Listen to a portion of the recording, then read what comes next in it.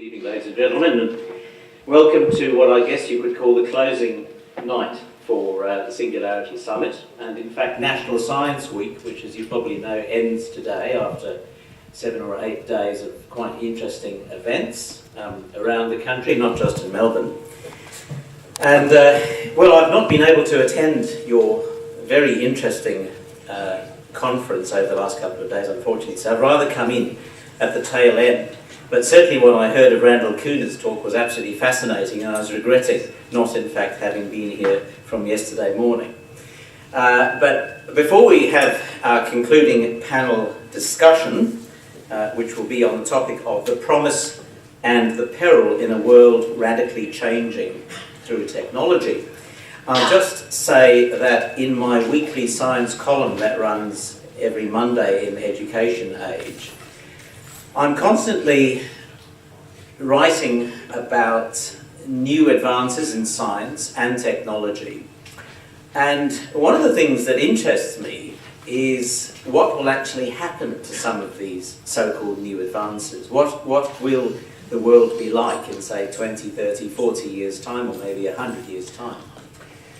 I don't know whether you've read Martin Rees's book, The Final Century. But for those of you who have, he presents some very interesting and indeed worrying scenarios, asking essentially the question, will we make it to the end of the century? And he puts forward a number of possible causes for the extinction of life on Earth, at least as we know it. I guess our panel members are familiar with some of the things that Martin talks about in his book. And before we hear from each panel member, each one's going to talk for about 10 minutes or so on both the promises and the perils that lie ahead. I'd just like to read you something that I found recently in actually one of the competitors of the Age, from the Australian. It was an article about the Russian billionaire Dmitry Itskov, who I think, does he actually fund your research, Randal? He does, so you're familiar with this person.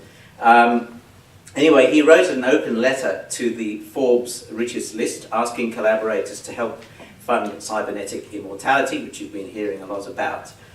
And Itskov says, you have the ability to finance the extension of your own life up to immortality. This caught my attention. He went on to say, our civilization has come very close to the creation of such technologies. And then he sets a timetable. By 2025, scientists will be able to transfer the human brain into a robotic skeleton. By 2035, an avatar brain will be created and your personality inserted within it, again, as you've been hearing. And by 2045, humans will walk around in holographic avatars that will never die. Now, as a science writer, this, of course, I found very interesting and appealing. But I did have to ask myself, is this in the realm of speculation, or is it in fact a ploy to get funding? And in fact, the last sentence in the Australian article said, Mr. Itskov said he had assembled a team of scientists for the job, but needed more funds to continue the project. So I'm always mindful of the funding question, and indeed the politics that immerses all the scientific and technological developments that we're talking about, writing about, broadcasting about in the media every day. And I'd like to touch on that in our panel discussion later on after each of the panelists have had their say. But to start the ball rolling, I'd like to hand it to perhaps Randal Koene, who's just finished his talk. If you would like to continue from where you left off, and perhaps outline some of what you would regard as the pluses and the minuses of these technological developments. Yeah. Okay, so I'm not very well prepared for this particular panel, so I'm probably going to ramble a bit, and it seems there's some feedback. Let's do this. Okay.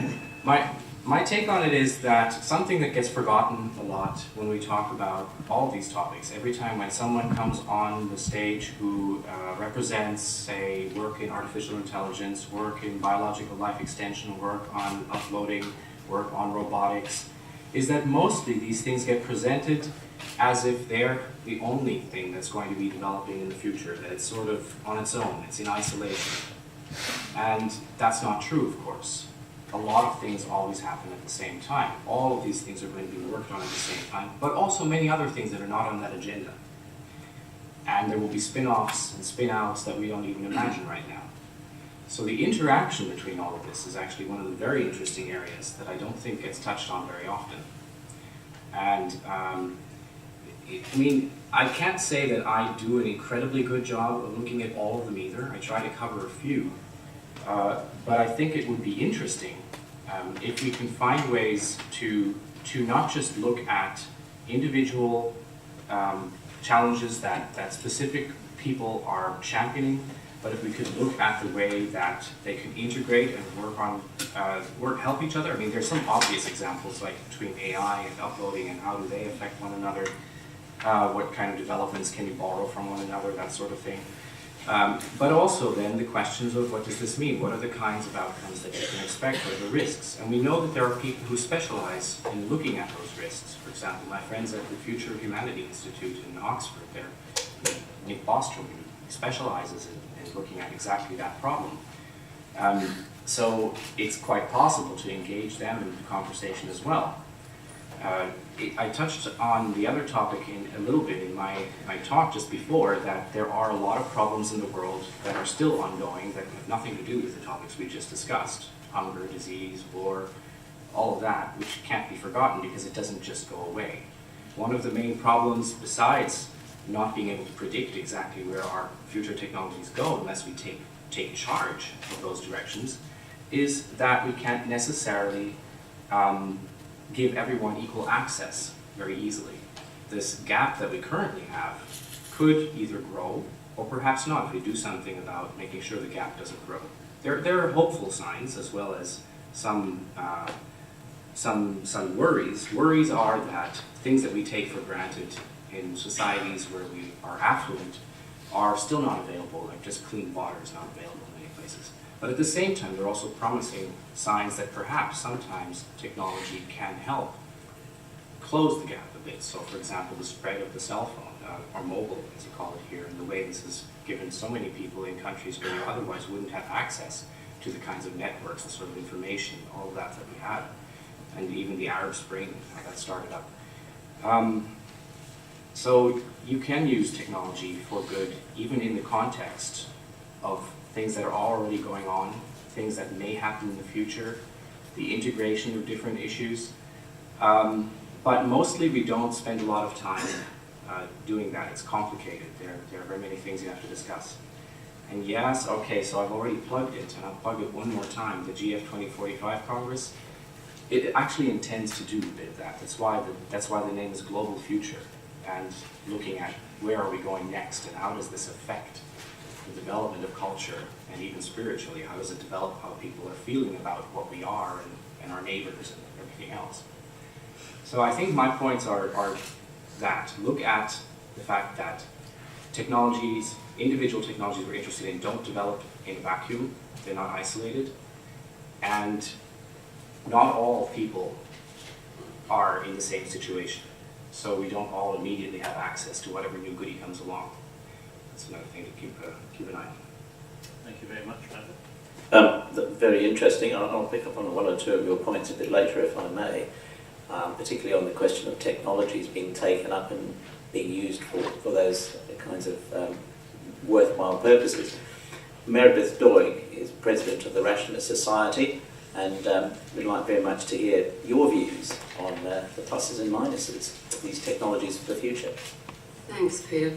I feel as though I'm the token non-expert with these two people on either side of me. So, what I'm going to say is not technologically or scientifically complex, but it is, I guess, a personal reaction to the experience of sitting here and listening to people over the last 2 days and reading something about the singularity and transhumanism. And the first thing I want to say is that from a non-expert point of view, a lot of this information washes over and you think, some of this is science fiction. Some of it is just making up stuff because the human imagination, the audacity of imagination, can make up stuff. and it's not really helpful or meaningful. And it will simply go the way of a lot of other imaginative thoughts that have been experienced by a variety of people throughout history. And then there is some of it where you think, yes, well, suspect, have intuition that yes, some of this will actually win through and will contribute to a progress in human understanding. I have absolutely no idea how to tell the difference. I suspect that there will be, over the next 10 years or so, as this whole field expands and progresses, the good ideas, the ones that do have substance, will win through, they usually do, and a lot of the dross will fall away. So that's a non-expert way that I've experienced the discussions that have been proposed, or the ideas that have been proposed this weekend. Three things I want to say, and this is about whether the promise or the peril. I suspect that my intuition about this is that it's more on the peril side than on the promise side. From an individual point of view, the question that kept coming back to my mind is, why would we do this? Just because we can doesn't mean to say that we should. I understand about the arguments that humans are innately curious. Why would you not explore these ideas? But at a certain point, you have to deal with the ethics of whether or not this is a good idea to continue, whether or not, from a human point of view, we ought to continue putting time, effort and resources into these sorts of explorations. Secondly, at the level of society, as I pointed out in my talk earlier this morning, our political institutions are not set up to get behind these sorts of explorations. Our political, for two reasons. One is because of time frame, and the other is because most people in the street, this is irrelevant to them, and therefore in a democratic society, they're not going to support it because it's irrelevant to their lives. And that's probably true for 98% of the population. On the time span side of things, our political institutions, i.e. our parliaments, are not set up to support really long-term research, even if we come to the conclusion that it has beneficial effects, beneficial outcomes for humanity. Political institutions are set up on a 3 to 5 year time frame. These are long-term things. So the decisions and the resources that need to go towards mind uploading, and I presume that it would take a lot of resources, are unlikely to be supported by existing political institutions. The alternative political institutions are the geopolity that I suggested this morning, or that has been suggested by others this morning, or I think, Marcus, one of your alternative futures is that you have a much more centralised system of politics, but then that is an anathema to those of us who've been living in a democratic system, so that's unlikely to get up as well. So at the level of society and politics, I think that it's unlikely that we're going to have the time frame or the political support, and therefore the resources, to get this going. Thirdly, if you talk about geopolitically at the level of the globe and economics, I think there is a real peril, because if legitimate political processes are unlikely to support the development of mind uploading, then where are those resources going to come from? The resources are going to come from people who see personal benefit in supporting this sort of research. And that personal benefit, almost by definition, is going to not support the benefits to the rest of society. So it was interesting that you mentioned where the resourcing is coming from for some of your research, from a Russian oligarch. And what came to my mind was you take somebody like Bill Gates, who's actually using his resources to try to improve the human condition for a much wider variety of people. Personally, I prefer the Bill Gates approach than a Russian oligarch's approach. I'll leave it at that. I'm not quite sure if I know the difference between the two, but anyway, Mark? No, but the difference is where they choose to apply their resources. Fair enough. Marcus Hutter, would you like to pick up the baton? Not really. That just about wraps it up for this evening then. I think I decided to skip this step for two reasons. First, I promised the audience to take questions because they didn't have a chance during my overlong talk. And second, as a mathematician, I don't feel qualified to talk about reality. Well, you're the first mathematician I've actually come across who'll admit that. Would you like to say a couple of words about what you think the perils are that lie ahead? Meredith, have you read Martin Rees's book? No, I haven't. Okay, right. Well, he sets forth a number of possibilities, including humanity, engineering,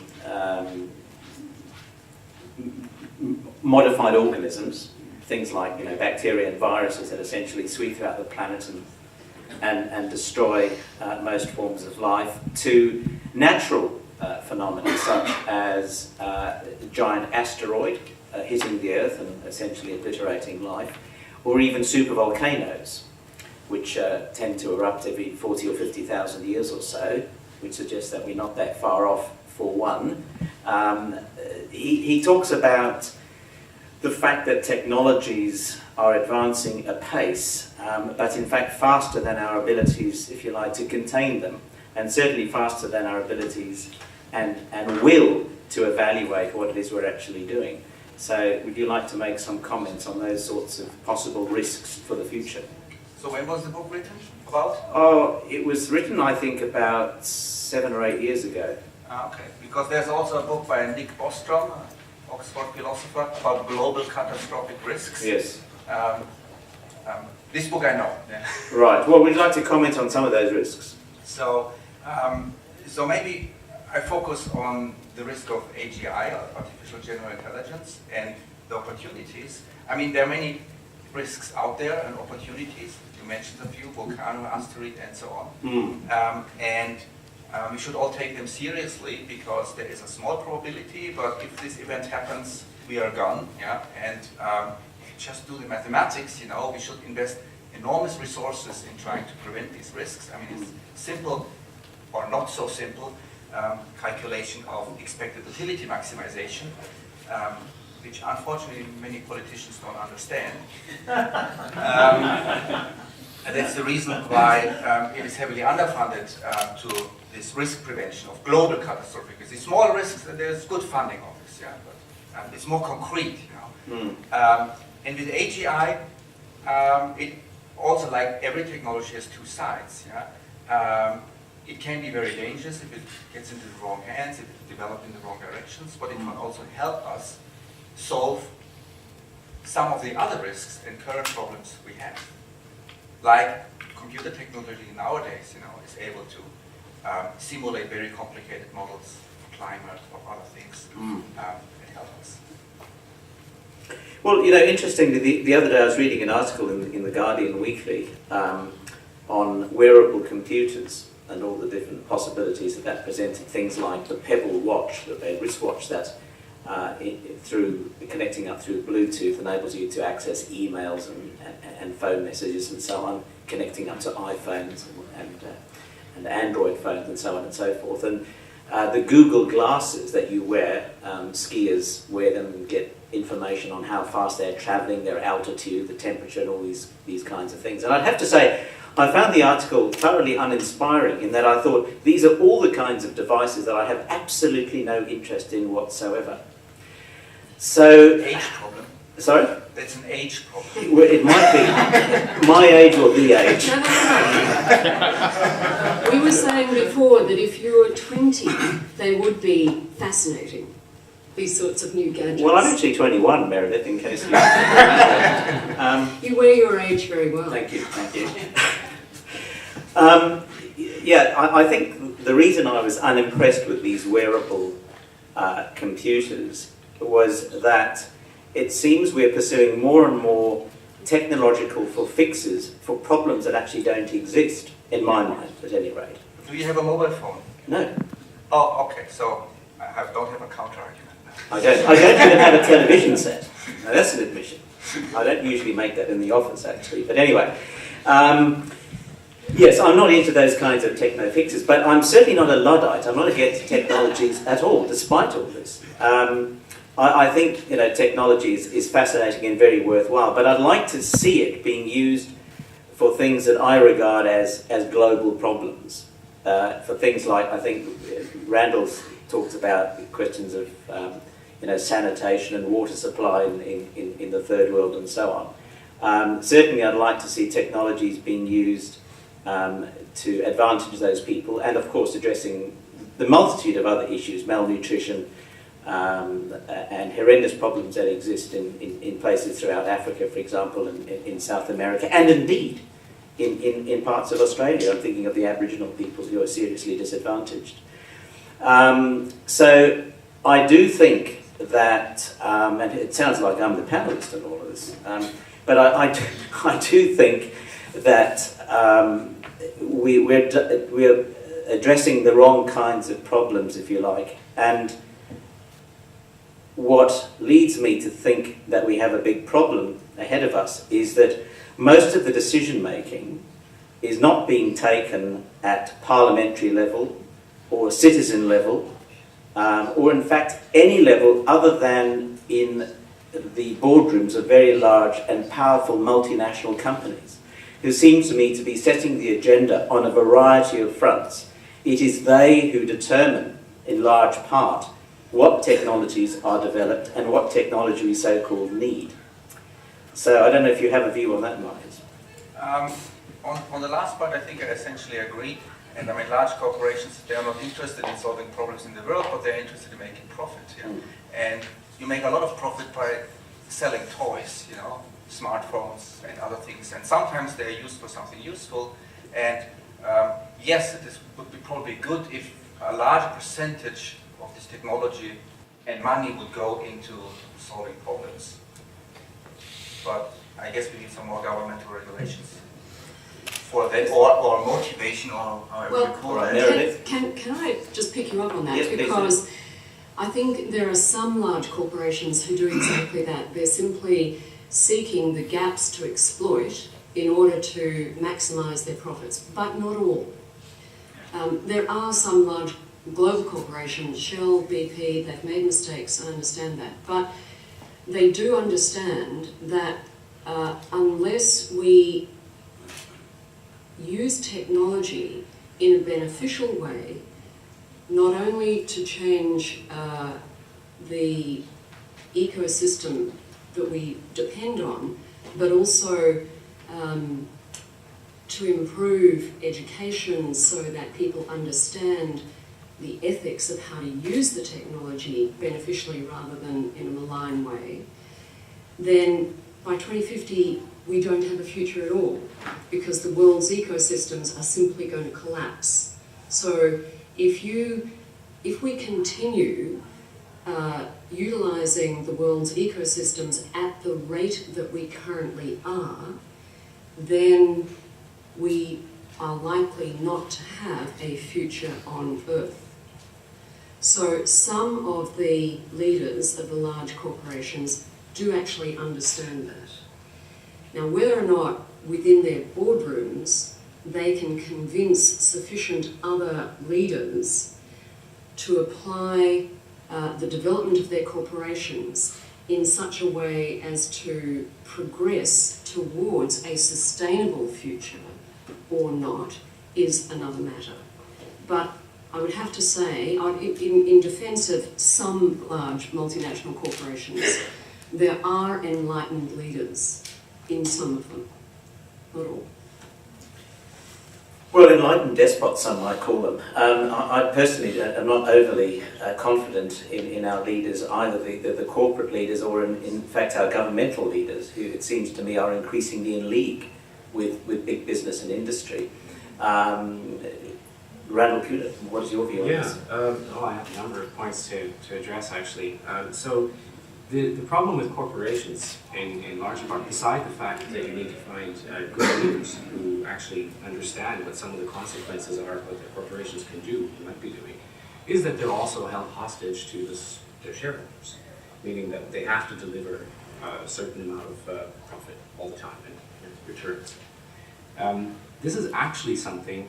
This is where I want to get back to where does the funding come from and how open is what's going on. You have quite a different situation when you're dealing with, for example, the Gates Foundation, or also Russian oligarchs. This is a scary word, oligarch. When people say Russian oligarch, We can say plutocrat. But, well, really, he's just a Russian who made some money on the internet and is doing something that he wants to do now. He's basically redirecting what he's doing from doing business to doing something in the sciences.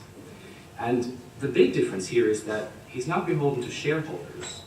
He's a person you can go to and talk to, and you can convince him of something and get him to move the right way. So the first thing you can do to improve where things are going is to talk to people, is to actually be in communication and to know what's going on. So let's just take the example of the 2045 movement. I love Dimitri. So he's trying to do everything in the open. It's a non-profit. He's trying to make all of what he's doing available online and to show it to the world by having a congress and by talking to people. It's not the idea of, well, where can we get a profit out of this particular development and do it in the dark somewhere, not tell anyone about our secrets because we're going to patent them, and then some sort of shadowy dark project that's going on. I think you're much more likely to see that out of some big, I wouldn't say darker, because most darker projects are pretty harmless, but some perhaps would be an issue, some of these military things, or whenever you see a good technology that people were working on just disappear off the radar, they go black. That's something you have to watch out for. So it's not necessarily the case that having some individual interested in furthering a cause that he happens to be interested in, that is dangerous in some sense.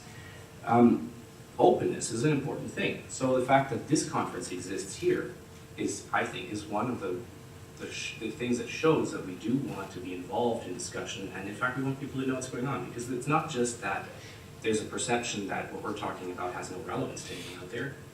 Most people don't even know that these topics exist. It's really still very much on the edge of perception. So I think talking about it is the first step. The other thing is that while we might very well want to direct the attention of the world towards one really important project, like giving everyone clean water, and that's wonderful, and we should certainly be able to find the resources to do that, because it doesn't seem like a very big problem compared with many others. The truth is that you can't simply tell everyone what they're supposed to like and what they're going to want to have to work on. It's kind of like, I know some people who go around and try to convince people who are working in artificial intelligence that they should basically stop what they're doing or stand in one spot and not go about any further, because they need to find out first how to make friendly artificial intelligence and they go on. But the truth is that it's extremely hard for someone who's coming at you with that agenda and saying, I know you love to work on AI, but you guys stop doing what you're doing. To get in a conversation where the person who is working on that project will actually listen. Because immediately you're up against different interests. And we're not all the same. We're not all going to work on exactly the same problems. Some people are going to work on delivering sanitation somewhere, and some people are going to work on something else that they find interesting. And the important thing when they do that, when they all work on different projects, when it's a very broad plethora of things that are going on, this goes back to where I was saying these things don't happen in isolation. We can't really work on sanitation in isolation from everything else either. We just have to look at this entire platform of what's going on, and we need to talk and be open and make sure that it's going in the right direction. So what is the first step to do is get involved, know what's going on, and make sure that it's heading in the direction that you think it should be heading into, or if you can't take care of that yourself, get help. Make sure more people know about it.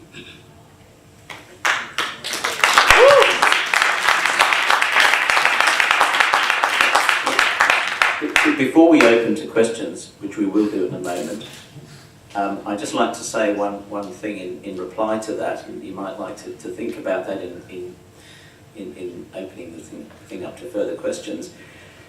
I guess we bandy around the word democracy a lot, and I'm always being told, we're in fear of losing our democracy over here. It seems to me that this word has kind of lost meaning over the course of time, certainly from its origins in the Greek polis states. I think a lot of these questions, to my mind, seem to boil down to a locus of control. Where does the control actually lie? Does it lie in those boardrooms? Does it lie with the well-meaning dictators, essentially, of society? Or does it lie, in fact, with the shareholders, or with the voters, or quite where? And it seems to me that in the system we have here and in many other parts of the so-called developed world, the citizens have a very limited choice. They choose between politician A or B or sometimes C or D, most of whom these days are extremely similar in terms of their views and their policies. Would it perhaps be an idea to open up this new world of technology to enabling citizens to take decisions on a global and a local basis simultaneously? What I'm suggesting here is perhaps if we use the latest advances in things like quantum computing and so on to generate very, very powerful computer systems and databases in which we can perhaps present the people of the world, and indeed in local areas, with choices that they can make. In other words, a series, if you like, of referenda on topics, and enable people to actually participate in the decision-making in a proactive and a very individual as well as collective fashion. That way we could sidestep the so-called decisions that are taken on our behalf by the corporate leaders, by the leaders of government. This would perhaps be a process of empowerment, and it would be using technology, to my mind, for a very useful and positive purpose. I actually have something to say about that, despite being a mathematician. So, I lived for 6 years in Switzerland, and now I came to the conclusion that's the only real democracy in the world. So what they have is they have every quarter of a year, they have multiple referenda, and people vote about many, many different things. And even as a non-citizen, I somehow got sort of the outcomes on my mobile phone. Yeah. So it's done, I think, electronically, but I'm not absolutely sure. Yeah. And I would love to be Swiss because that's a great democracy. You can express your opinion about very concrete things. Yeah. I totally agree. If every 4 years you can select A or B, and often there's not much difference anyway anymore, yeah, that's not a democracy. But if you can decide among very concrete things, and I think for many people that is also easier. Do we want to spend $1 billion to have a new tunnel, or do we want to spend $1 billion on new kindergartens? It's concrete, it's easy, and there's no objective wrong or right here. Yeah? Let people decide on that, rather than just A or B every 4 years. Absolutely. The way I envisage it, it would kind of work at various levels. So at a global level, you'd be taking decisions, for example, on things like armaments. I mean, do we actually want to increase our stockpile of cruise missiles or other weapons of mass destruction? I can't imagine too many people are voting in favour of that one. And at a more local level, things like, no, do we actually want a sewer down at the end of the road or not? So it can be at various levels. And rather than the Swiss referenda system, which, as you say, has these periodic votes on topics, perhaps we could have this on a more regular basis, perhaps even a daily basis, in which people are constantly deciding and interacting in a way that at the moment almost never happens. Well, a quarterly basis. Sorry, I didn't hear that. How about go on the net and check Twitter? On a quarterly basis. It's not quite the same thing. On a quarterly basis, I think would be a good start. And it's amazing how intelligent the Swiss population is. So they even vote whether they want to increase tax. Yeah? And sometimes they say, yes, we want a tax increase. Maybe the reason is because it's so low anyway. Yeah? But I mean, there's a choice. Do you want the tax to be increased? Then we can do this and this, or otherwise we can't do it. Yeah. And then I would be happy, sort of, maybe it's a good thing. But if somebody tells me, tax goes up and up and up. I think not in Australia, I think there it goes down usually in the last 10 years. But I mean, maybe maybe for defense, it's not a good idea to let the people vote for some things, for critical things. But you could have, say, each party, the leading party comes up with a proposal, the opposing party comes up with a counter proposal, they refine it, and then you have two proposals. And I personally believe you cannot objectively say one is nonsense and the other one is great. Then have a referendum. Very interesting idea. Meredith, Doig, what do you think about that? In fact, was there not a state in the US that did this with the health budget? They basically had a referendum and said, the health budget for this state is X millions of dollars. Here are the list of things that we can spend this money on, from artificial limbs through to education programs to stop people smoking, whatever, and put a dollar amount beside each of these things, and then had a referendum, and the people decided how they wanted to divide up a limited amount of money across those various possible health initiatives. Now that, to me, is innovation. So you've got technological innovation, this is social political innovation.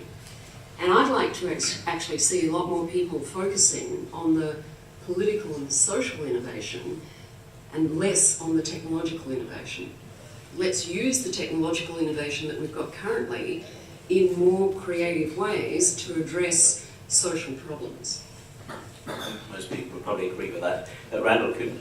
I don't have too much to add to that, except to say that obviously the idea of being able to use wonderful systems like the Swiss have, it's great. And I think we haven't really discussed the reason why this isn't the case everywhere in the world, and why Switzerland is the exception. And I think, why do you think that's the case? Well, obviously it's not just a matter of implementing an interesting technical solution and getting everyone to vote. It's a matter of convincing those who currently benefit from the way the system's put together to let this happen. And that's not always easy, depending on how your political system is set up. Absolutely, I think that's the key problem here. The other thing that I might say is that having a system like you're suggesting does depend on informed choice. Yes, absolutely. Therefore, you have to have a quite sophisticated and developed education system, which I presume they do have in Switzerland. And the media as well. And the other thing that it depends on is having a genuinely transparent media. Yeah. So that not only do you have young people going through a sophisticated education system, but once they're adults and operating in society, you don't have a system of media that is controlled by vested interests, which then influence the culture in such a way that it influences the individual choices that they're making in the quarterly referenda. Absolutely. Of course, it's easier said than done, though, isn't it? Both the media and the education systems are very much central pillars of the system in society, and they're interlinked with these other things that we've been talking about. It comes back against the question of locus of control. Where does it actually reside? And most of the time, it doesn't reside at the bottom of the pyramid, if you like, but at the top, and there's not much connection between the two. Now, without banging on further about this, I'll open up to questions, because I can see the audience are hot to trot on this one. That gentleman over there, yes. This is for Meredith. The concept of a legal entity, I'm not exactly sure how old that is, a couple of 100 years old. I'm just wondering if that concept is coming to the end used by date. because I've given birth to 2 or 3 of these things. And I found wearing the director's hat and the shareholder's hat, these things are amoral. They're kind of pathologically operating. And I took great pleasure in putting my last one to death last year. I wish I had a rocket launcher and the Articles of Association. And I'm wondering if the changes that you've been talking about might involve something to do with getting rid of that or modifying that. So when you talk about legal entity, what you're really meaning is various company structures, so firm structures. They're built into the legal system. There's Yeah. still got a personhood, but there's no real person. Yeah, yeah. So they have an independent existence. So the corporation was set up, it came out of the medieval times of the origin of the universities in monasteries and in the medieval guilds where the organisation was independent of the people who took roles in the organisation. And I think you're right, this is one of the areas where innovation is really necessary.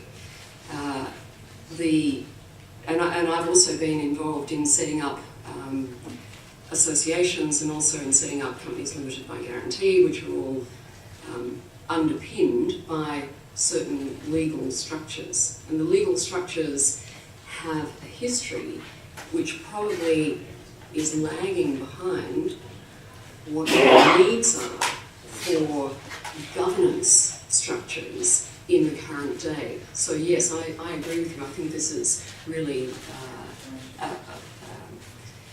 a good area for innovation. It raises in my mind, and I don't know the answer to this, whether or not there is innovation happening in this area of governance. But you can imagine that you could develop from first principles some of the characteristics of a governance structure that would be more useful in today's world of increasing rate of change of technology and increasing innovation. And transparency would be one such characteristic.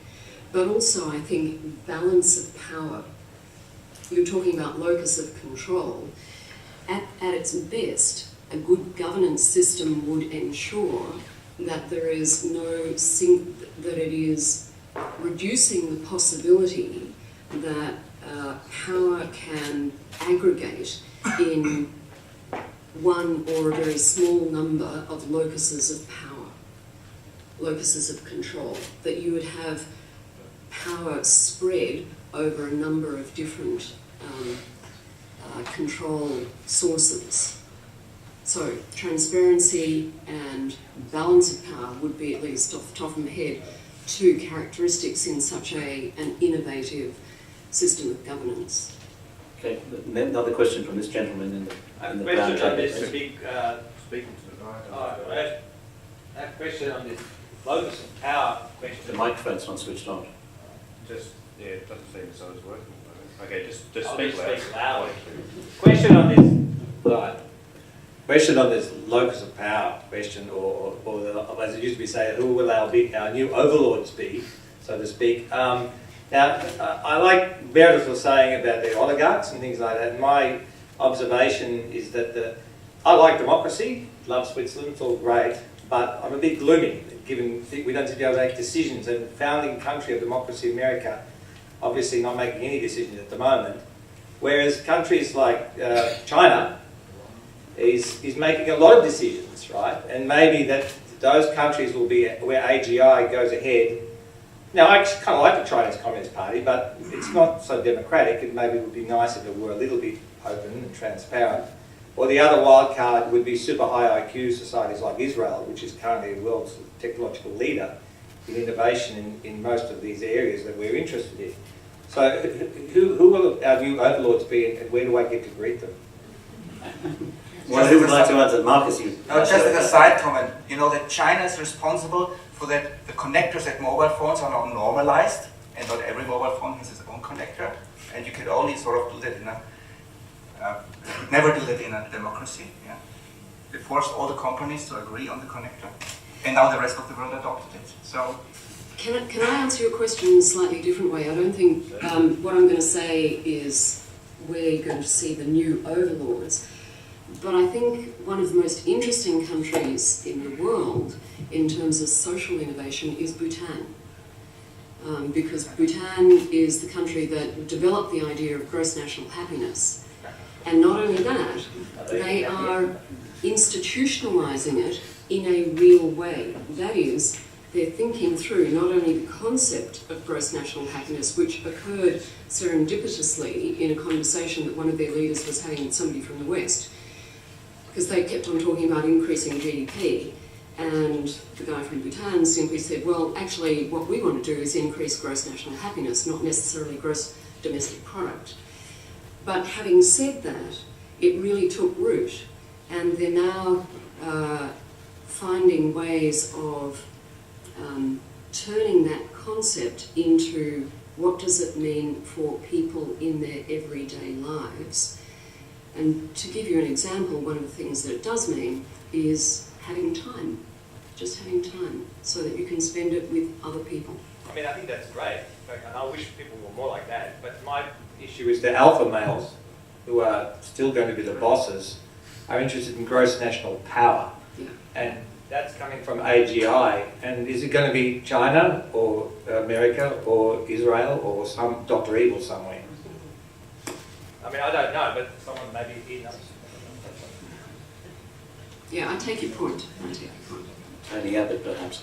That gentleman over there with the glasses, he's had his hand up for some time. Could we get the microphone there, please, Adam?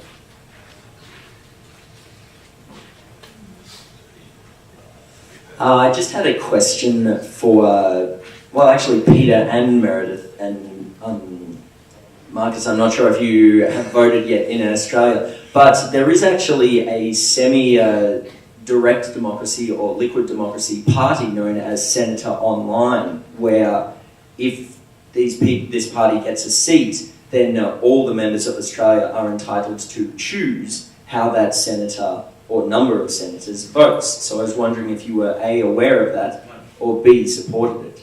No, I'm not aware of it, but I shall definitely look it up after this. Senator Online. Thank you. Yeah, Meredith? I am aware of it. It's been around for about 3 or 4 years. Yeah. The issue with something like that is there are many small innovations, which are not dissimilar online, and what they need to do is gather sufficient supporters, subscribers, to make it a reality. In other words, to gather sufficient power to get the votes to actually get the senator elected. And I think that probably we're in an age, in an era now, where a lot of these small innovations are going to be put up, and over the next 10 years, some of them will survive, and many of them will fall away. Shouldn't you be supporting it now, though? Yeah, I do support it. I'm a member. Yeah. Yep. The gentleman over there next to the camera. Sure. Thanks. So there have been some critiques of the sorts of ideas that have been discussed here today that are clearly valid and interesting. It does seem to me, though, that maybe there's a question of taste here as well. I think of people encountering modern art and various kinds and the way they often respond, and there sort of seems to be two camps. One is that people are either kind of disinterested and or suspicious of what's going on, or they're engaged and excited and they want to offer constructive criticism. They may complain, for example, that modern art doesn't reduce human suffering, but they're maybe not suspicious of funding of sport in quite the same way, even though that doesn't do it either. So what I want to ask, and maybe particularly for Peter and Meredith, and I'm not suggesting they're necessarily in that camp, but maybe closer towards that end of the spectrum, do you see that there is a problem or anything inherently wrong with people being excited and motivated and creatively revved up by the kinds of ideas that we've been discussing here today, having a taste for that sort of thing? To the contrary, I think that I would hope that more people get interested in this sort of idea, because the more people that know about it and the more people contribute to it, I think there is a bit of a sense of collective wisdom. So the dross will fall away, the good ideas will survive, and then there will be more people who are applying what my concern is, which is, what about the ethics of doing this? And how does this relate to being human? And who is the arbiter of ethics, importantly? Because there are ethics and ethics, of course. We talk about ethics as though somehow as a kind of a homogeneous body There of are ideas. different frameworks of ethics, yes. But even then, the more people who are interested in this inform themselves about it, the more they can bring their ethical framework from an intellectual and an expert point of view to the whole field, and I think that that's necessary. Randal, do you have a view on it? I agree completely. I think that the more people are involved, basically, the better it is. And as on both levels, certainly, every time you see that something that was new, that was kind of fringe, and then it took off and became part of the mainstream science, it starts to apply more peer review, more critical thinking about all of the issues, and includes things like ethics boards, and thoughts about, well, what are the other consequences that are happening here. This happens when more people are involved. And I don't think that anyone here would like to see fewer people involved. I think we'd all like to see more people involved. Yeah. Marcus? No comment. No comment. All right. Any more questions? Lots. Don't ethics traditionally lag well behind new innovations and technology? I mean, it seems to me that that's, the technology and the innovation come first, and 20 years down the track, people start talking ethics. Generally when it's too late. Yeah. Who would like to say something about that? I mean, I'd like to say something about it, but other panelists. Yeah, I guess I don't know whether that's generally the pattern. Well, how do we increase the likelihood that it doesn't happen, regardless of whether it's a general pattern? Well, I think it gets back to that democratisation question again that we've been discussing. Where does the power reside? And unless it resides at the base of the pyramid, we're going to have this problem popping up in various forms. I think the other thing that it does do is raise the issue that individual people need better understanding of the difference between what is and what ought to be. And that's basically the ethical dilemma. There are many things that could be, and that's what technology, the leading edge of technology is about. But then the question is, well, ought they to be? And if not, why not? And if not, what should we do about them? And if so, but under certain circumstances, i.e. what are the risks, what are the threats? So under what conditions should we, as a human society, allow these innovations to proceed in a way which is going to be benign rather than malign? Before I take another question, I'd just like to concretise that question perhaps in the context of global warming, which is pretty well known as a phenomenon, although not everybody seems to believe in it, amazingly enough, despite all the scientific evidence.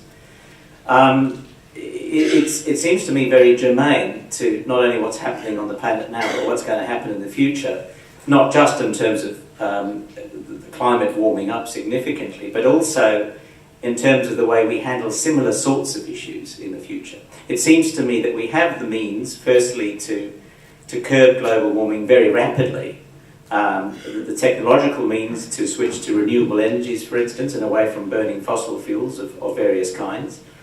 But it's been taken up extremely slowly, and only one or two countries of the world, I think Sweden stands out as an example, by 2020 they want to be entirely carbon neutral. As opposed to Australia, for example, which is an absolute disgrace. We have the highest per capita emissions of carbon dioxide on Earth, greater, in fact, on a per capita basis than the United States, China, India, or anywhere else. It seems that we're opening up new power stations. We're doing precious little. We're actually cutting away the subsidies for green power and so on and so forth. So here's a very real situation, and the way we are tackling it, certainly here, does not augur well for the future, not just in terms of global warming, but indeed other sorts of technological advances that come along. And one example would, for example, be genetically modified organisms, in which Monsanto and other large multinationals essentially determine what will happen, and our government goes along with whatever seems to make the most money in the short term. So these are serious issues, and we have concrete examples now. We don't have to hypothesize about things in the future. This is not conjectural. This is real life, and the world is literally burning while we look the other way. Anyone like to ask a question about that? I'd like to ask a question. It seems as though a lot of the problems that we face today may be able to be solved with the headroom that technological development can provide. If we were to focus all our resources on one problem that we're focusing on, like global warming, then I'd suggest that we are neglecting a whole lot of other problems that we are facing.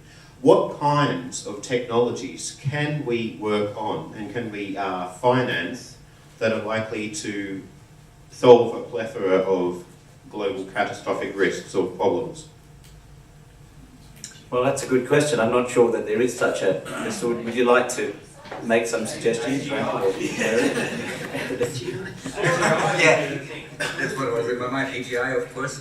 I mean, if you have a multitude of problems, and you want a general universal solution, you need AGI. Can I ask you a question? Yeah. This Before you ask the question, I want to make one comment about the global warming in particular, but it applies probably to many other problems.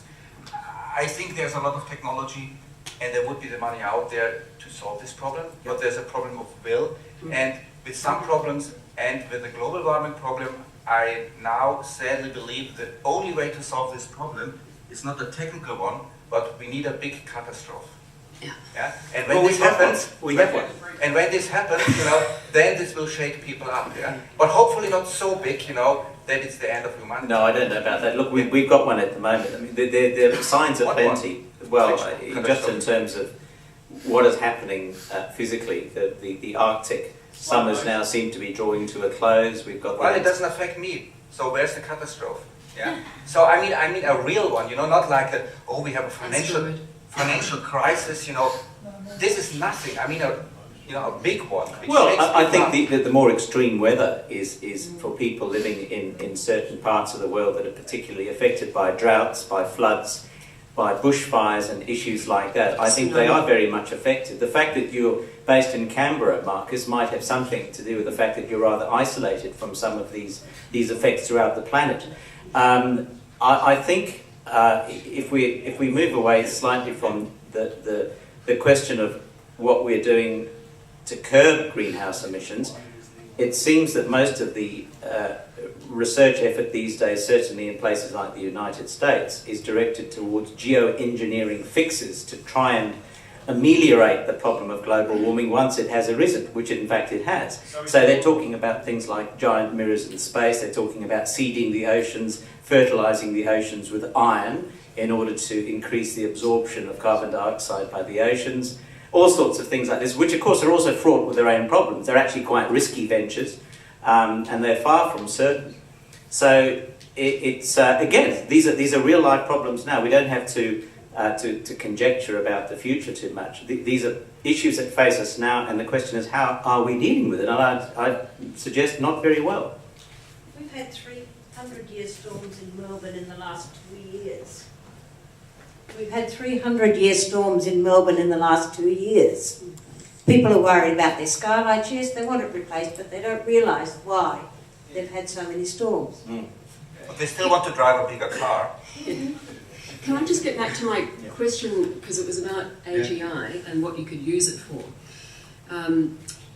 There are some unknowns about the threshold levels at which various subsystems within the Earth's ecosystem might tip over into catastrophic breakdown. and we don't know what those thresholds are. Could you use AGI to solve that intractable problem so that at least initially, before we do anything about it, we understand and have the evidence from AGI as to where those critical thresholds are and the interaction between them? Well, look, I mean, modeling the Earth and the geosphere is a very difficult problem, and people are working on it. But already, the computer is already something very useful or necessary for these models to run and to simulate. So a computer itself is already useful. But if there is support from an AGI, even if it's just below the human level and no danger yet, it could help the scientific modeling and prediction. I mean, not that I really shouldn't be critical of AGI, since I mean I think it's a very valuable topic to go into, but just on this particular topic, don't you think though that something like weather prediction or looking at what is going on in global warming, that is a very specific, narrow topic rather than a general topic? So why AGI rather than artificial intelligence or any kind of computer program that happens to be with? Well, it depends on the level. It's like with, say, computer vision. It seems to be a particular problem. Yes, there's an image and they want to recognize objects, but if you want to do that sufficiently well, you need to solve a lot of sub-problems which are so diverse that it's easier, in some cases, to solve the AGI problem, right? I guess So, again the question is this one of those cases? Well, it seems that the models... Is this a case where it's easier to solve AGI than to solve the sub-problem? Yeah, I don't know about this case, but so weather forecasting is something very difficult. Storm forecasting or volcano, it's very difficult. People are working on that for decades. And I believe that, as more intelligence is put in, the better the models will get.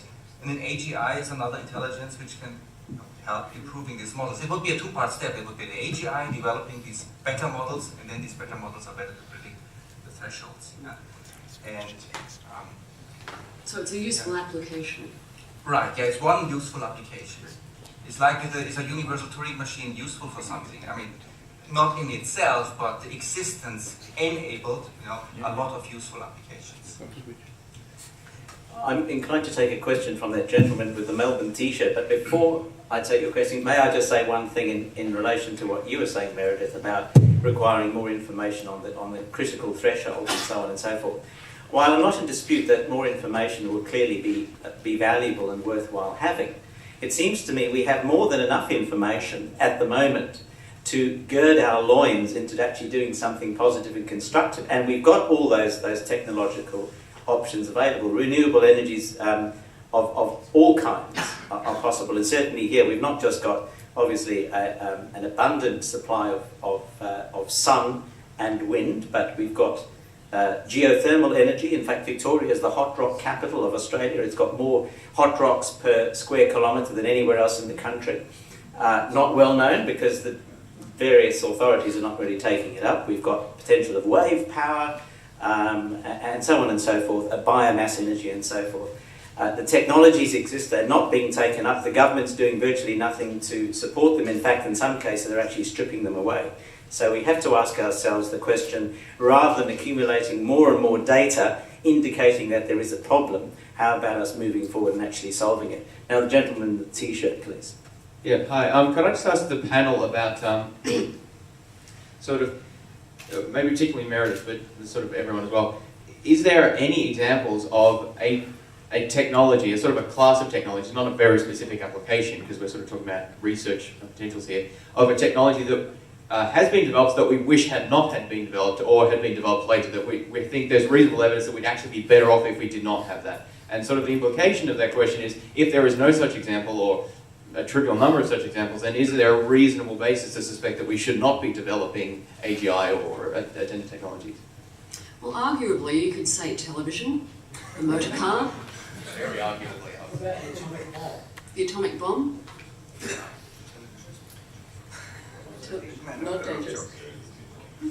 television is more dangerous.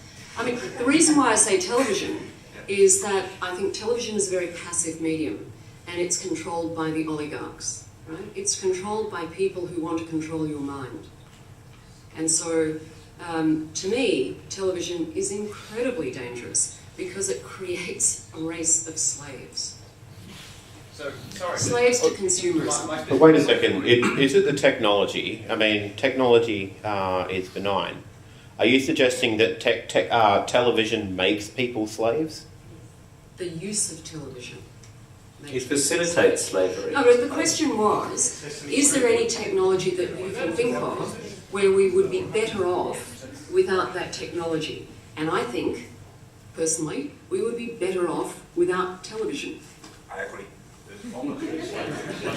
Randal? That's why I don't have a set. I'm not a television watcher either, so I personally agree, and I understand the issue of being stuck glued to the next reality show or whatever. But there are definitely examples where things like television help. So for example, one of the reasons why the Vietnam War was so unpopular was because it was appearing in everyone's living rooms daily. Yeah, it seems to me that this is another example of the technology being blamed for the way it's actually handled. TV is, in a sense, no worse a phenomenon than shoe polish, if you like. It just depends on how we use it. I mean, you can use shoe polish to mug someone if you want. You can use TV to brainwash and to gather further support for your corporate goals or whatever goals they happen to be. I think it comes back again to the question of locus of control. Who owns the TV medium and who decides what will be inputted into the system? Yeah, no, you're right. And so with most technology, the technology in a way is neutral. It's the way that it's used and who uses it and for what purpose. Yeah, the same thing could be said of nuclear power. But No, over there. James, there's a line. Wait for the microphone. No. Sorry. Okay. I want to take people back a bit to the very insightful paper we had quite early yesterday, which basically made the point of just how dramatic the connectivity change that is going on, the social connectivity, how we are actually having a quantum change. Now, one of the things that I believe is a consequence of this is that life has suddenly become precious. Less than 100 years ago, we were sending off a good portion of the males and equines in Australia to die on the fields of France and Turkey and other places. Something that is totally unthinkable today as a way of doing things. So we have changed our perception, and this is basically going to Meredith's point of why on earth would we want to live longer. The best argument I've seen put is that a person who has a life well lived is more precious than any great masterpiece of art, and unfortunately we let them rot and disintegrate. And if we could keep the value of that life and all the things that are in it and the things that they've brought together, because we've suddenly got people who are not where we've been in the past. There might have been the odd individual, but there are now millions of people and maybe billions of people who have incredible value to those close to them. That's why every death is treated, anybody who dies at less than 85 nowadays, it's regarded as too young and premature, and everybody mourns greatly. So I think we are missing some of the points that we are changing what it is to be human. That's why transhumanism is part of this equation. And when we're going somewhere else, we may not be going to upload and robots quite as quickly as a few people think, but we are certainly going to a very different scale of humanity, and any preservation, any greater ability to keep those people functioning is going to be a significant and worthwhile step forward. Did you have a particular question for the panel? I'm interested in responses to that, but I think we do need to talk about more about. We've been to a few things lately that where the other side, the anti-global warming people have hijacked it. I think the pro-global warming have hijacked this, and I think we'd like to get back to AI. Well, I do think there's a relationship, though, between the two subjects. Any other questions, please? Wait, does the panel want to comment on that? Yeah, but I mean, I think I agree mostly. It's pretty much close to the same. Yeah, the gentleman at the back, please.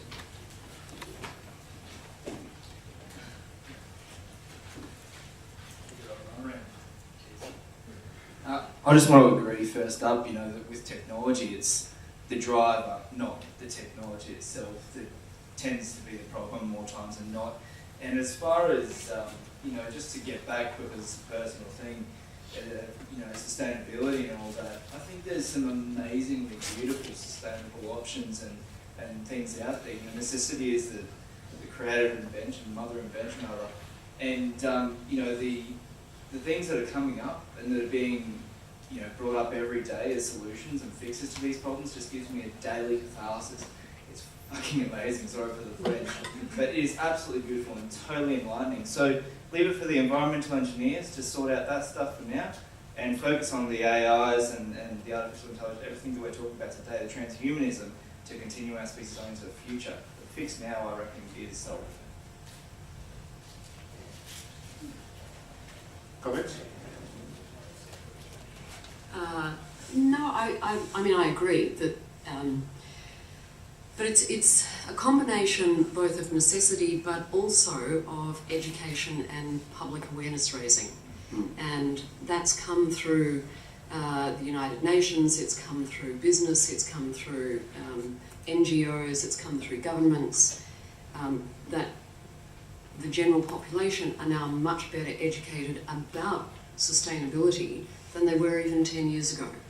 So that creates an impetus towards accepting the new technologies that support the new green technologies and the green economy. So it's not just the green technologies arising as a result of response to perceived need. It's also that the general population is now better educated about the need and therefore supporting the new technologies, welcoming and supporting new technologies. Like most things, it's not just one factor, it's a multiplicity of factors. Did you want to add anything to that, Randal? Not really. No, okay. The gentleman with the microphone now. He who has the microphone. I think we all agree that there's an impending storm with the singularity. Do you think that at the moment we're so focused on the way society is now, and it's essentially going to be completely redundant post-singularity, the way we go about our daily lives? Do you think we're not focusing enough on meeting the future and preparing for the singularity, that most people have their head in their sand or they're completely ignorant and are unprepared for it, considering it could happen within our lifetimes? Marcus? I agree completely. So I never understood, for instance, why in school you have history lessons, but you don't have futurology lessons. I mean, why should I care about the past? That's done, yeah, I can't change it. I care about the future. And I mean, history lessons are important, not to repeat errors from the past, and then you can predict the future and all these things. But the important thing is the future. So, I mean, it starts in school, that there is no course on that, no class. Yeah. And the same is then true with society. And hence the development of scenario thinking. So, would you rate scenario planning and teaching predictability or rationality or critical thinking in school as a high priority today? Extremely high priority, critical thinking, but critical thinking is a skill that can be applied to a variety of topics. But the good news is that at least in Australia, the national curriculum which is being developed puts a high priority on critical thinking. Right. Any more questions? Yeah, this gentleman. Right. Hi. Earlier today, Marcus, you were talking about different kinds of governance, of world governance. What do you envisage that these might take? And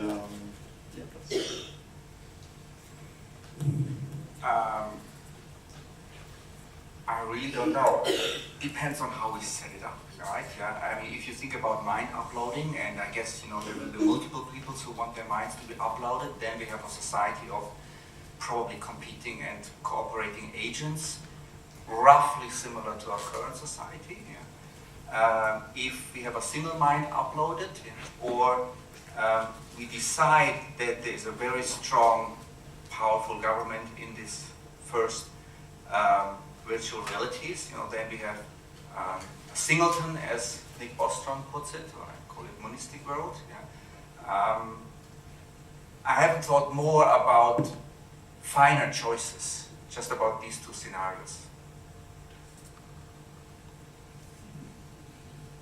So, I mean, if you want me to decide, I guess it will be a society in our image, because we are motivated to have a society, a virtual society, which is similar to us. Most people want their lives to be similar to the lives they already have, with some improvements, but not too much different.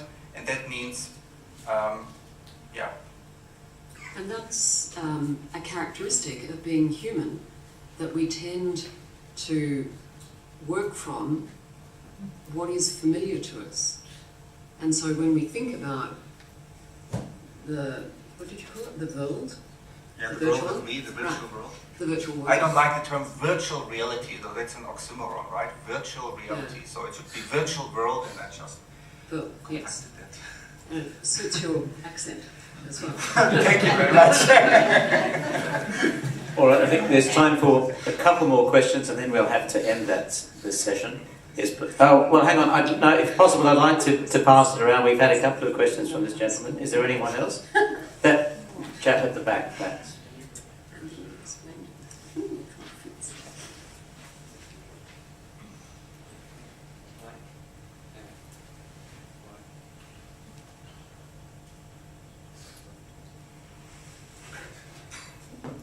It's technology of the future. Yeah. It's called batteries. Okay. Speaking of education, I know that today we have the beginnings of an online class system where you do a multiple choice quiz and get a signed letter by a professor.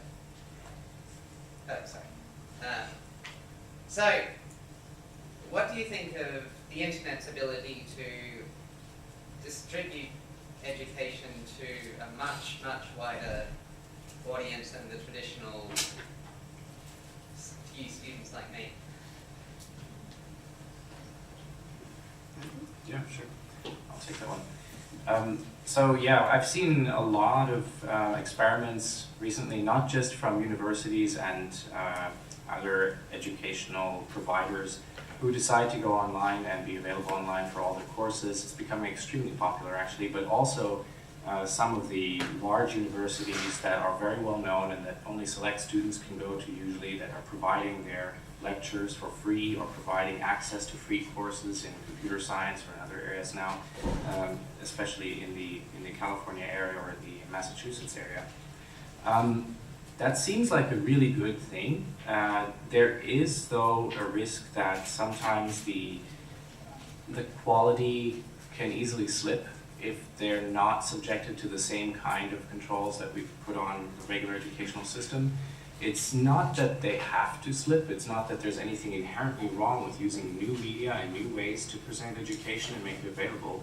It's just that sometimes it hasn't been properly set up yet or hasn't been run through its paces in a way.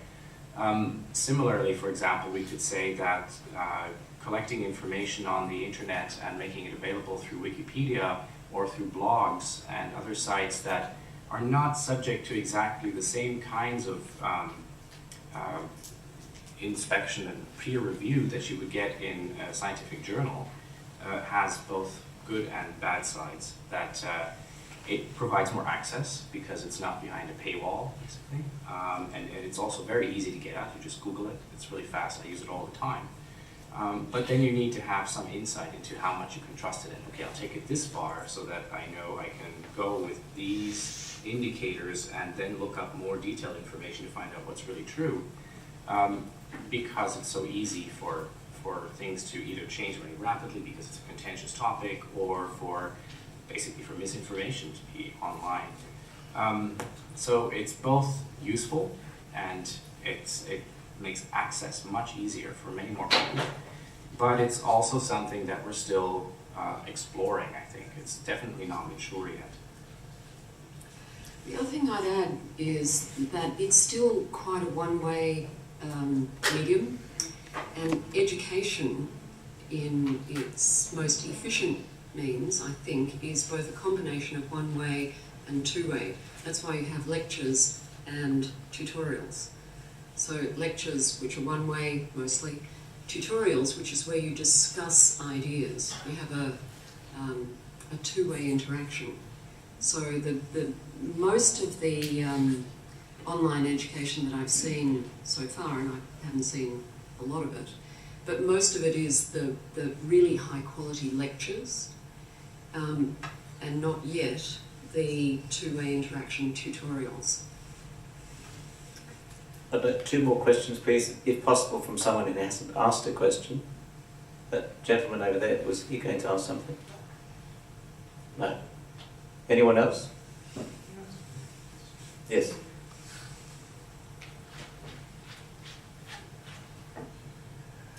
I'd like to raise the question of the role of think tanks in the general anti-science movements. It relates both to AI and to other things. I'll to anyone on that. To Meredith, I suppose. Yeah, I think it's a real problem, and it relates precisely to what you were talking about, which is locus of control. Who has the resources? What are they applying those resources to? The whole climate change denialism movement is being funded by people, by vested interests, and they're utilising think tanks as the vehicle for getting their ideas out, because they want to sway public opinion to their side of the way of seeing things rather than the other side. So it's really a matter of vested interests, who controls the money, who controls the resources. But you know, here's an interesting question. We often talk about anti-science as though it's somehow science versus the non-science community. Margaret Wertheim, who's an Australian based in the United States, Los Angeles, she's written a book called Physics on the Fringe, which is very interesting because she makes the point that there's a huge gulf between the world of mainstream physics and what could be loosely described as fringe physics, people who come up with their own theories about how things work. And even within so-called mainstream physics, there are further schisms.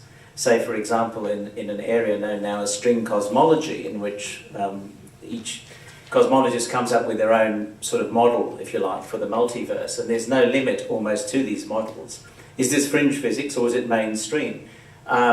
Some would regard the string cosmologists almost as anti-science because they're dealing with things that are largely untestable and unknowable, domains as yet unexplored.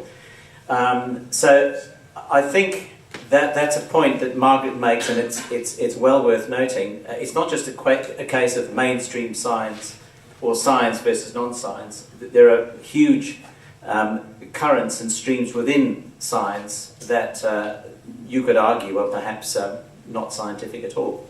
Well, there is, I think, a very simple solution to that. I mean, the scientific system is not perfect, yeah, but there are peer-reviewed journals, and many of them are even ranked, you know, they're top and then they're fringe and so on. And if the majority or everybody agrees in this core, yeah, then this is the findings which the politicians should take into account. If there is itself within the non-fringe science, yeah, controversy, and I mean usually there's always some controversy, yeah, then they should make up a majority vote, or the scientists sort of should agree on a recommendation. And yes, sometimes fringe science is right, yeah, and it takes too long, or it happens never that they get inside the establishment, but usually it works, yeah.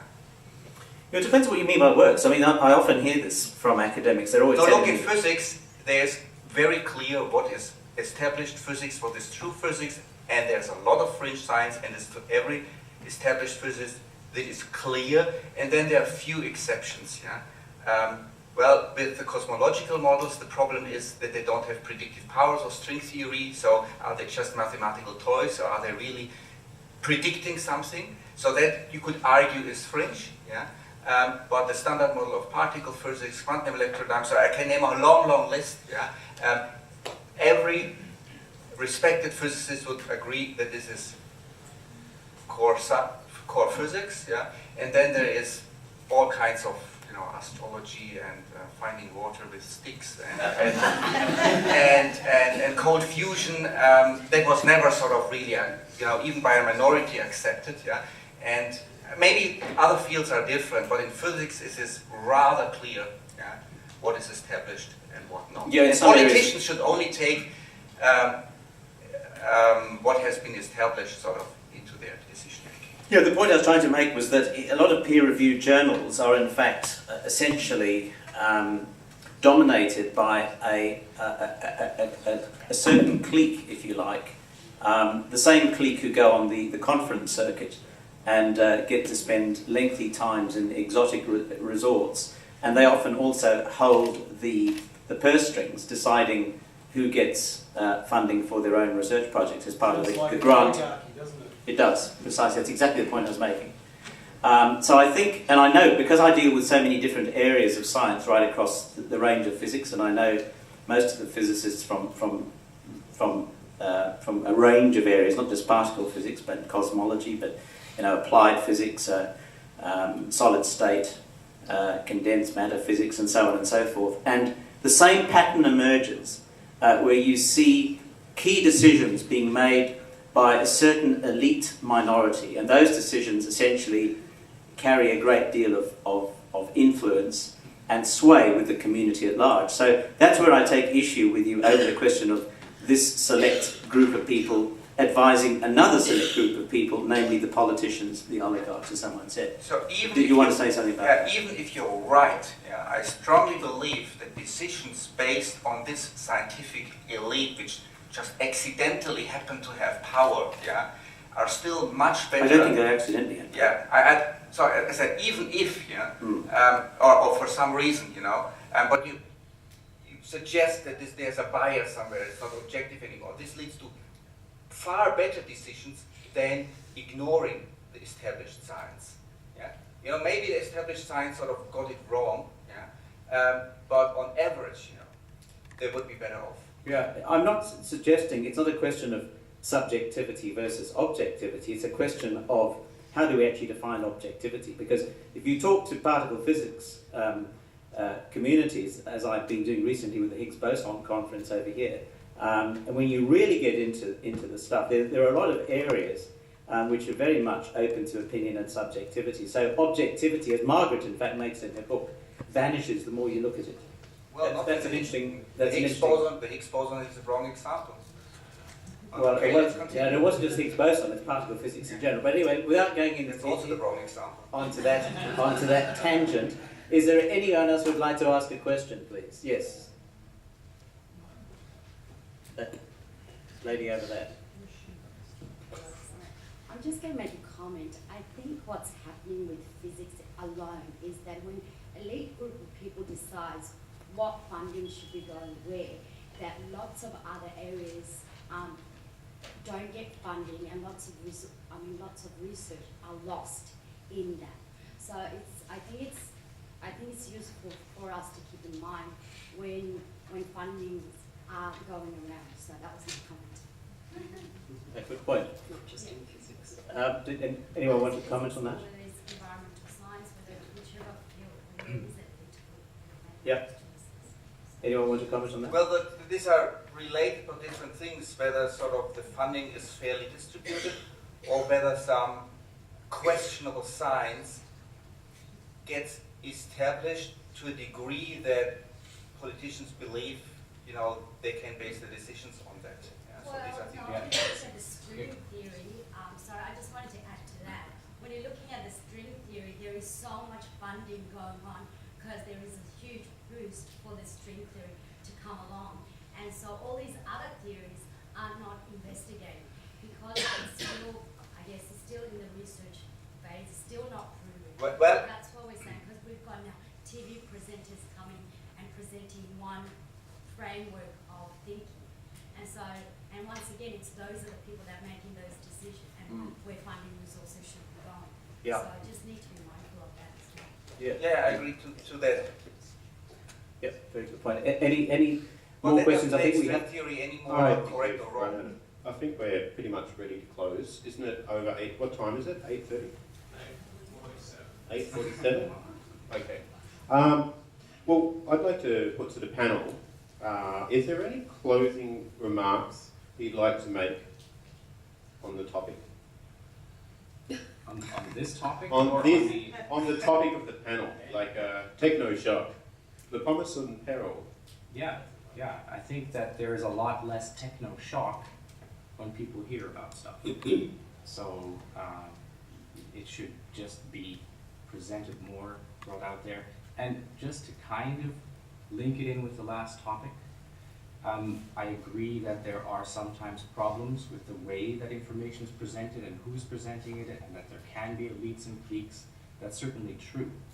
But there is a danger of throwing the baby out with the bathwater when you say, let's just throw all that overboard and use some other system, because what else have you got at this moment? You're not going to start believing the blogs that are just writing up something without any kind of peer review. You were mentioning that presenters are putting string theory people on TV or presenting one view, and that this matters, but yeah, the decision makers should not be listening to a presentation showing up on TV. They should be looking at peer-reviewed journals. So even if it is flawed, even if there's something wrong with it, still, that is better than just tossing it all out and using, I don't know, what is your decision mechanism? So information, get the information out there, and yes, as we said before, get more people involved, so you get peer-reviewed work, etc. So that's really the most important thing. I'll just make one point on that subject, if I may, and that is, in my view, the decision makers are not the ones who should be making the decisions. Meredith.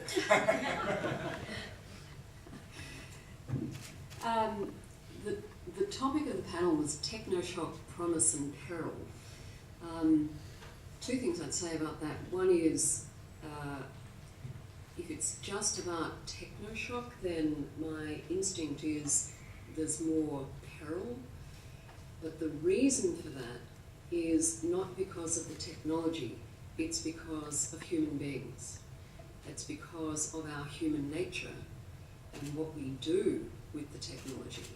So my plea would be not for people working in this area not to be so blinkered as to only think about the development of the technology, but also to consider the ethical consequences of the way it might be used. And concluding remarks from Marcus Hutter. So I think it's not only what we do with the technology, it's also the pace which is already increasing, and we already have a problem that many old people don't want to or can't catch up. They don't have an internet because they've never used a computer and they don't want to change their life, and it's becoming harder and harder for them to live a normal life here without it. And that is sort of another big problem. If the technology change gets faster and faster, even the young people maybe at some point cannot catch up anymore. Even if they all have the best intention to use it in the best possible way.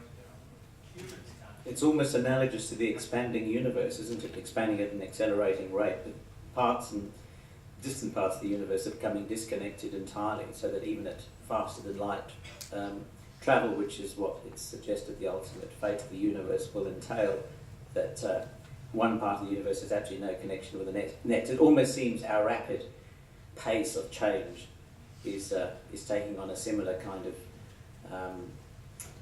scenario in which we have less and less contact with each other on a number of issues, and the information that we are so desperate to get hold of simply doesn't get out. Well, that's about it, ladies and gentlemen. Thank you very much for attending the summit.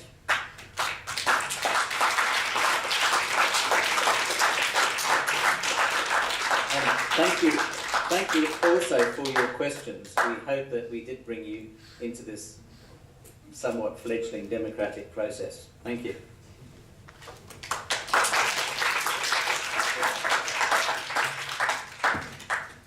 And yeah, I'd just like to say thanks very much, Peter, for agreeing to chair the panel. And I'm looking forward to the time where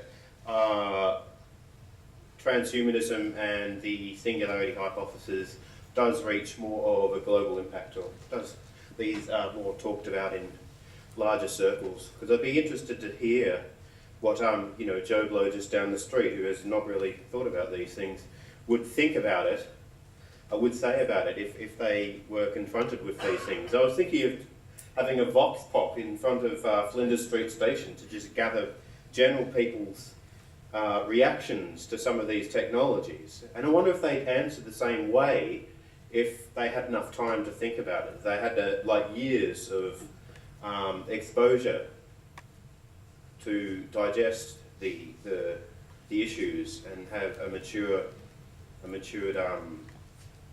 viewpoint on it. So yeah, I think it's important for communication. All right. So yeah, thanks very much. Thank you all for coming. Thank you very much. I think finally we should thank Alan Ford, because without him, sort of this event would really not happen, and this is more probably a one-man sort of way of organizing. It was hard work.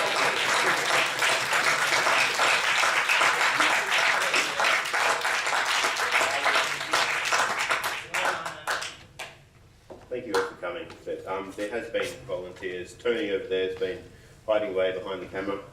Same with Andrew Dunn, and Tarnell was there up the back earlier today. So thanks to all the volunteers, and thanks to all the presenters for taking the time out and putting the energy into this. It's been really good. Is anyone going to the pub?